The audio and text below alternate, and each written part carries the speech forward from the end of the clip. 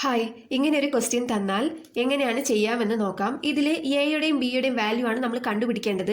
ഇപ്പൊ ഇവിടെ ഈ ക്വസ്റ്റ്യനിൽ എയും ബിയും പവറിലാണ് ഉള്ളത് അല്ലെ. ഇപ്പൊ ഇവിടെ തന്നിട്ടുള്ള ഈ വാല്യൂ ഇതേ രൂപത്തിലാക്കിയാലേ നമുക്ക് എയുടെയും ബിയുടെയും വാല്യൂ കണ്ടുപിടിക്കാൻ പറ്റുള്ളൂ.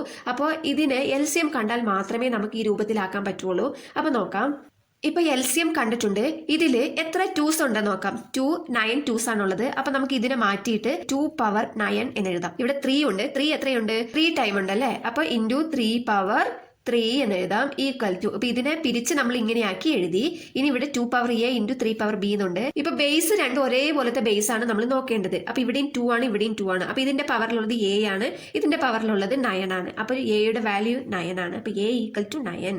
അതുപോലെ ഇപ്പൊ ഇവിടെ ബേസ് 3 ആണ്, ഇവിടെയും ബേസ് 3 ആണ്. ഇതിന്റെ പവറിലുള്ളത് ബി, ഇവിടെ 3 ആണ്. അപ്പൊ ബിയുടെ വാല്യൂ അതേപോലെ തന്നെ 3 എന്നാണ് എഴുതേണ്ടത്. ഓക്കെ.